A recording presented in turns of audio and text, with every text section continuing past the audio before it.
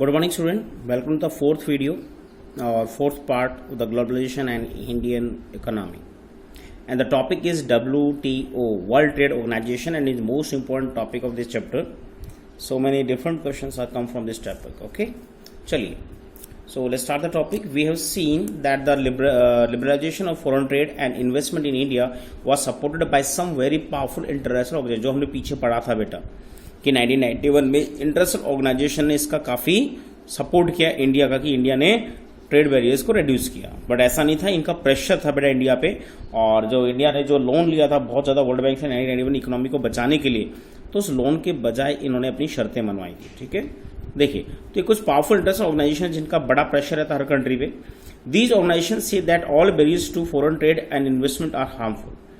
अब उन्होंने कहा कि जितने भी बैरियर्स हैं राइट फॉरेन ट्रेड और इन्वेस्टमेंट के रिगार्डिंग जो भी बैरियर देश में लगाएं वो काफी हार्मफुल हैं, and there should no barriers trade between the countries should be free. All countries in the world should liberalise their policy.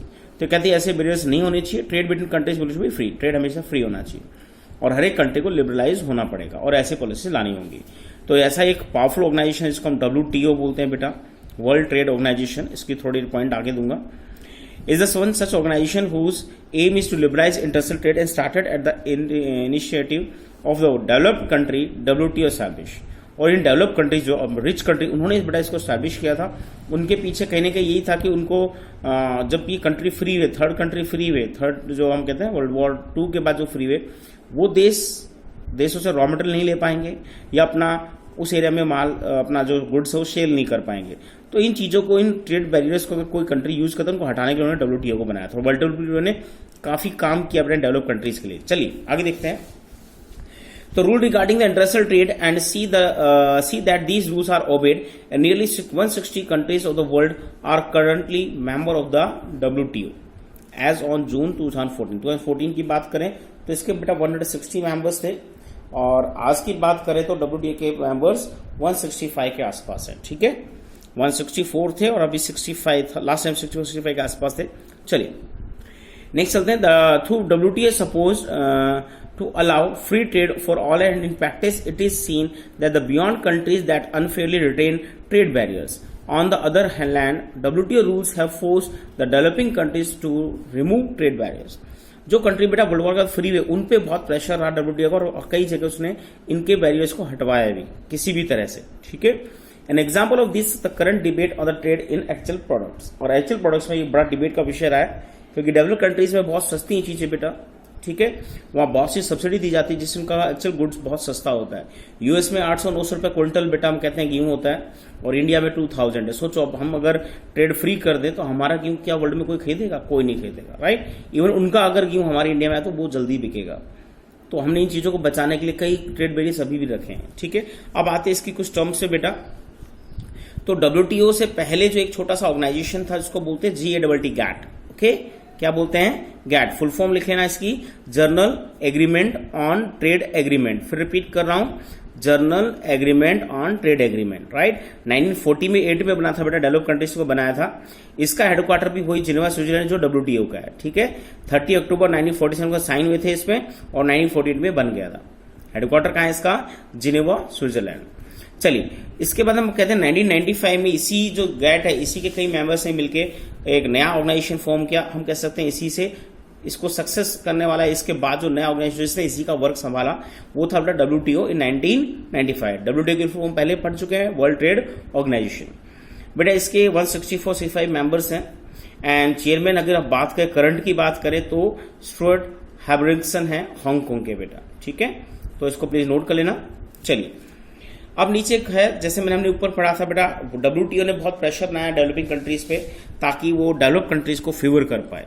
तो इसी के ऊपर से काफी डिबेट वर्ल्ड वाइड जो बड़ी स्केल पे चलती रही है, that is debate on trade products. अब इन ट्रेड प्रैक्टिस और ट्रेड प्रोडक्ट्स पे काफी डिबेट रही है और यहाँ हम कहते हैं WTO का थोड़ा ड्रॉबैक इस पैरा में समझाया है। देखिए, You have seen in chapter 2 that the agriculture sector provides the bulk of employment and a significant portion of GDP. GDP का काफी बड़ा रोल है और एम्प्लॉयमेंट बहुत देता है। कौन? एग्रीकल्चर। तो compare this in developed countries such as US within the share of actual GDP and 1% and its share its total employment is 0.5. अब यूएस का कंपेयर करते हैं तो वहाँ 0.5% लोग एम्प्लॉय है और 1% जीडीपी शेयर है, और इंडिया में 30% के आसपास जीडीपी शेयर है। एम्प्लॉयमेंट बड़ी स्केल पे हम कहते हैं 60% अबव है। तो इन दो कंट्री में अगर ट्रेड फ्री हो जाए एग्रीकल्चर का, तो सोचो कौन सा देश बर्बाद होगा। तो इंडिया बर्बाद हो जाएगा बेटा, ठीक है। And yet this very small percent of the people and who are engage in the agriculture in US receive massive sum of money from the US government. तो 1% जीडीपी है, 5.5% लोग इसमें एंगेज है। तो यूएस बेटा ये लोग भी खेती ना छोड़े, काफी लैंड खाली रह जाएगी ना, जिससे वो बड़ी स्केल पे बेटा इनको सब्सिडी देता है, ठीक है। देखो, massive sum of money from the US government for the production of for export to the other countries, and due to this massive money that they receive, US farm can sell the farm product at the abnormally low price। जो मैंने अभी ऊपर बताया था 800 rupees quintal wheat है बेटा वहां का इंटरनेशनल मार्केट में। और उसका रीजन यही है क्योंकि जो भी इनपुट है वो बेटा बहुत सस्ते हैं, गवर्नमेंट बहुत पैसा देती है, फ्री ऑफ कॉस्ट चीजें देती है उन्हें। तो वो वर्ल्ड मार्केट में हम कहते हैं एबनॉर्मली लोअर प्राइस में अपनी चीजों को सेल करते हैं। एग्रीकल्चर गुड की बात कर रहा हूं, बहुत सस्ता है बेटा वहां। The surplus farm products are sold in other country market at low price adversely affecting farmers in this country. और जब इनका प्रोडक्ट किसी कंट्री में ट्रेड में हटता है और जब इनका प्रोडक्ट दूसरे कंट्री में जाता है तो हम कहते हैं उसके एडवर्सली इफेक्ट होते हैं, वहां के फार्मर्स बर्बाद हो जाते हैं इससे, क्योंकि इतना सस्ता अनाज वो पैदा नहीं करते, क्योंकि वहां पे इनपुट बहुत महंगा है। इंडिया में हमारा किसान है, बिल भरता है बेटा, यूरिया वगैरह का पैसा देता है, पेस्टिसाइड का पैसा देता है, राइट। तो ऐसे कुल मिला के बहुत खर्चा, जिससे हमारी जो प्रोडक्शन कॉस्ट है वो काफी महंगी होती है, इससे हमारा रेट काफी ऊपर है, ठीक है। चलिए आगे चलते हैं। So developing countries are therefore asking the developed country government. अभी डेवलपिंग और डेवलप में बड़ा इसमें झगड़ा रहा इसी की वजह से। So we have reduced trade barriers as per WTO rules, but you have ignored the rule of WTO and have continued to pay your farmer vast sum of money। अब WTO के रूल्स ओनली डेवलपिंग कंट्रीज के लिए हैं, develop countries के लिए बेटा हम कह सकते हैं उनके लिए कोई रूल नहीं है, ठीक है, या वो उसको मानते नहीं है।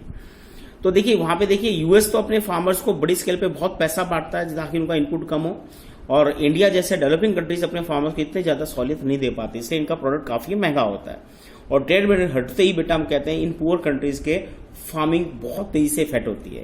You have asked our government to stop supporting our farmer but you are doing so yourself. देखिए इसका बेस्ट एग्जांपल है जो मैंने आपके बार ज्योग्राफी में भी दूंगा।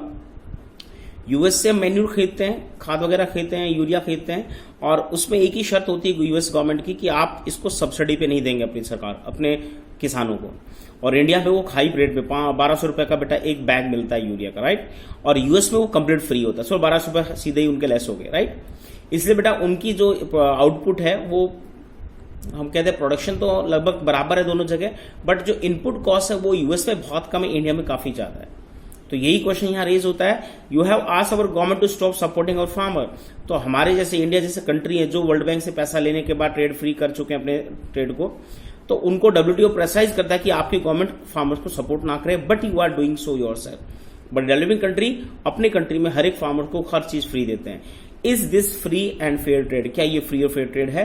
तो यहीं से बेटा इसके अगेंस्ट आवाज उठती है, ठीक है। तो यहाँ नीचे दिया typical cotton farm US consist 1000 of एकड़ owned by a huge corporation that will sell cotton abroad by lower price. तो बड़ी बड़ी कॉर्पोरेशन है बेटा, हजारों हेक्टेयर के लैंड है जिनमें कॉटन उगाते हैं और वर्ल्ड मार्केट में बहुत सस्ते में उसको सेल करते हैं। इससे जो आपके डेवलपिंग कंट्री या पुअर कंट्री वो सीधा सफर होता है, ठीक है।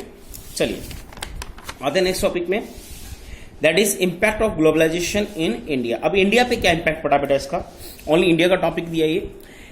In the last 20 years, globalization of Indian economy has come a long way, and what has been its effect on the life of the people? Let us look at some of evidence. अब कुछ evidence है, सबूत दिए हैं जिससे India पे इसका बड़ा इंपैक्ट पड़ा है। First one, globalization and greater competition among the producer, both local and foreign producers, has been of advantage to consumers. देखिए इसका पॉजिटिव पॉइंट है ये, इसको प्लीज नोट कर लेना। फायदा किसको होता है ग्लोबलाइजेशन का? कंज्यूमर को, क्योंकि चाहे आपका प्रोड्यूसर हो चाहे बाहर का हो, कंज्यूमर के लिए क्या करेगा? वो अच्छा सामान सस्ता लेके आएगा। कंज्यूमर को कहने की एडवांटेज होता है इससे, right. Particularly the well of section in the urban areas, और अर्बन एरिया में जो वेल ऑफ जिनकी अच्छी सैलरी उनके लिए बहुत अच्छा एनवायरमेंट है बेटा ये ग्लोबलाइजेशन का। There is a greater choice before these consumer who now enjoy improved quality and lower price of several product. सस्ते में अच्छी इंप्रूव क्वालिटी वो परचेज कर पाते हैं। As a result these people today enjoy much higher standard of living than was possible earlier. तो इसका living standard इनका काफी अच्छा हो गया जो पहले नहीं था।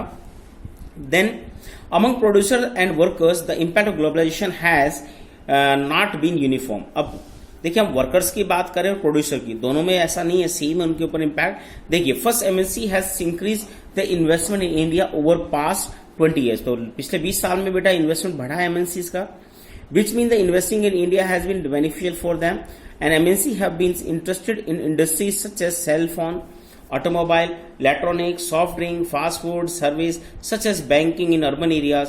These products have a large number of well-off buyers in these industry and service.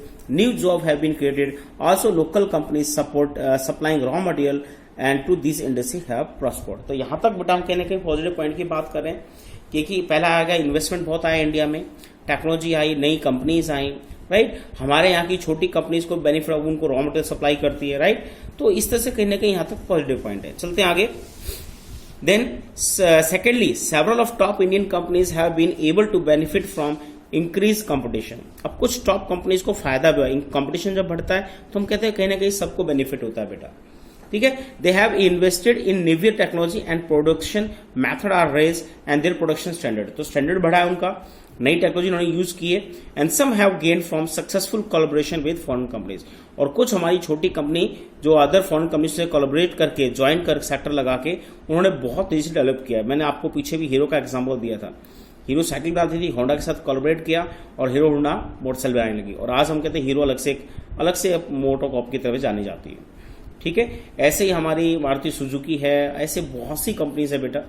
चलिए, moreover globalization has enabled some large Indian companies to emerge as a multinational company. और इंडिया की कुछ कंपनीज मल्टीनेशनल कंपनी के रूप में बन गई globalisation के थ्रू। जब बाहर की कंपनी इंडिया में आई तो हमारी कंपनीज भी वर्ल्ड वाइड अपने प्रोडक्ट को सेल करने लगी, जिसमें सबसे ऊपर मैंने आपको पहले बताया था सबसे बड़ी मल्टीनेशनल कंपनी टाटा ग्रुप है बेटा। तो Tata Motors automobiles, Infosys, Ranbaxy, Asian paint, Sundaram fasteners, nut and bolts, right. And some Indian companies which are spreading their operations worldwide. Globalization has also created new opportunity for companies providing service, particularly those involved IT. The Indian company producing a magazine for a London-based company and call center as some example. Beside a host of services such as data entry, accounting, administrative, engineering, and are now being done cheaply in countries such as India and are exported to developed countries. तो ये हमारे कुछ बड़े benefit है। तो इसका impact कहने की सारा पॉजिटिव यहाँ दिखाया है, नेगेटिव इम्पैक्ट नहीं दिखाया। नेगेटिव इम्पैक्ट बेटा आप आगे पढ़ेंगे या कुछ एग्जाम्पल्स में पढ़ेंगे। ऊपर एक step to attract foreign investment दिया बेटा, काफी इंपॉर्टेंट टॉपिक है। इसमें स्पेशल इकोनॉमिक जोन के बारे में आता है। देखिए, तो स्टेप टू अट्रैक्ट, अब फॉरेन इन्वेस्टमेंट को अट्रैक्ट कैसे किया जाए। हमारे देश में सारे वर्ल्ड पैसा लगाए, तो देखिए वो तो पैसा लगाएंगे, प्रॉफिट लेके जाएंगे, बट हमारे एरिया में एम्प्लॉयमेंट की समस्या सॉल्व होगी और शायद हमारी जीडीपी अच्छी होगी। देखिए जो चाइना ने भी किया है, चाइना में पूरे वर्ल्ड ने इन्वेस्ट किया है। In recent years, the central and state government in India take special step to attract foreign companies to invest in India. Industrial zone called special economic zone, please को note करें ना। तो हमारे यहाँ कुछ स्पेशल इकोनॉमिक जोन्स बनाए, इनको says बोलते हैं शॉर्ट में, याद रखना सेज।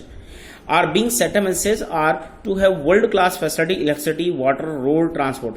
तो ये सारी फैसिलिटी गवर्नमेंट बेटा इनको प्रोवाइड करती है, जिससे ये इन एरियाज में आके बड़ी स्केल पे इन्वेस्ट करते हैं। तो इनको electricity, water, road, transport, storage, recreation and education facility सारी यहाँ मिल जाती है।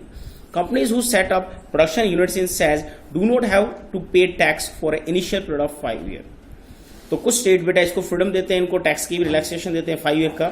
ऐसे ही उत्तराखंड ने 12 साल का बेटा टैक्स का बेनिफिट दिया था कंपनी को, तो वहां उत्तराखंड में पूरे इंडिया की सारी मल्टीनेशनल कंपनीज ने अपनी यूनिट लगा दी। तो government has also allowed flexible in labour. देखिए पहला बेनिफिट हो गया टैक्स का, और इससे दूसरा एक था ये आपकी सर्विसेज देते हैं, टैक्स बेनिफिट देते हैं। तीसरा एक और दिया है, government is also allowed the flexibility in labour laws. जो हमारे देश में लेबर लॉज है उनमें भी कहना है कि वो फ्लेक्सिबिलिटी बरतते हैं इनके लिए, उनको कई लेबर लॉज को अपनाने के लिए मना करते हैं, ठीक है। And you have seen in the chapter two the companies in the organise sector have to obey certain rules that aim to protect the worker. तो हमने जो पीछे ऑर्गेनाइज सेक्टर पढ़ा था, तो वहां पे हमने देखा था वर्कर्स के लिए बेटा काफी प्रोटेक्शन के रूल रेगुलेशन बने, बट जब एमएनसीज आती हैं इन सेज में तो उनके लिए बेटा काफी छूट होती है लेबर लॉज की। अब वो चाहे तो 3 महीने के लेबर रख सकते हैं, राइट। एज का भी रिलैक्सेशन होता है, कई चीजों में उनको रिलैक्सेशन यहाँ दिए जाते हैं। कई रूल रेगुलेशन इंडिया में फॉलो होते हैं वो यहाँ इन सेज में फॉलो नहीं होते। इन चीजों की वजह से भी बड़ी स्केल पे इन्वेस्टमेंट इंडिया में होती है, इन सेज में होती है। देखिए, and in the recent year the government has allowed companies to ignore many of these, और कई बड़े रूल्स को बेटा इग्नोर करती है कंपनीज सहज में, और इनको गवर्नमेंट हमारी कहने के इनके लिए बेनिफिट देती है। Instead of hiring workers on the regular basis, देखिए बड़ा अच्छा है पॉइंट है इन्हीं एमएनसीज के लिए, रेगुलर वर्कर हायर करने की जरूरत नहीं है। Companies hire works flexibility for short period when there is intensive pressure on work, यानी ज्यादा प्रेशर है वर्क का, सीजन है, तो वो शॉर्ट टर्म के लिए भी एम्प्लॉयमेंट रख सकते हैं। And this is done to reduce the cost of labour for the company, however still not satisfied foreign companies are demanding more flexible in labour laws. तो अभी देखिए इतना बेनिफिट देने के बाद भी बहुत लेबर लॉज में फ्लेक्सिबिलिटी चाहती है कंपनीज, और हमारी गवर्नमेंट कई जगह इनको दे भी रही है। ठीक है, तो लास्ट में हम स्पेशल इकोनॉमिक जोन के बारे में पढ़ लेते हैं। आपके लिए कुछ यहाँ डाटा लिखा है, प्लीज देख लेना। तो सबसे पहले हम बात करते हैं फर्स्ट सेज इन एशिया, पूरे एशिया की कॉन्टिनेंट की बात करें तो पहला स्पेशल इकोनॉमिक जोन जो बना था बेटा वो कांडला में बना था। कांडला पोर्ट है, याद है आपको, गुजरात का जो आपने शेर जैसा स्टेट का बाउंड्री देखी होगी इस तरह से, तो इसके बीच में यहां पर बेटा कांडला पोर्ट है, काफी इंपोर्टेंट है। बॉम्बे के बाद नॉर्थ में यही एक लास्ट हमारा पोर्ट है। कांडला इन गुजरात इन 1965, ये काफी पहले बना था और एशिया का सबसे बड़ा स्पेशल इकोनॉमिक जोन था ट्रेड के लिए। इसके बाद हम कहते हैं बेटा हाईएस्ट जो स्पेशल इकोनॉमिक जोन है वो हमारे तमिलनाडु स्टेट में है। ठीक है, और इंडिया में सेज के जो सबसे बड़े जोन्स हैं, छोटे सेज तो बहुत हैं बेटा, कई हजार हैं, पर जोन वाइज हम कहते हैं काफी बड़े रीजन में सेज जो बनाया गया है, तो उसमें टोटल 8 स्पेशल इकोनॉमिक जोन्स हैं। ठीक है, तो इस टॉपिक को यहीं ओवर करते हैं बेटा, मिलते हैं नेक्स्ट टॉपिक में कल। Thank you.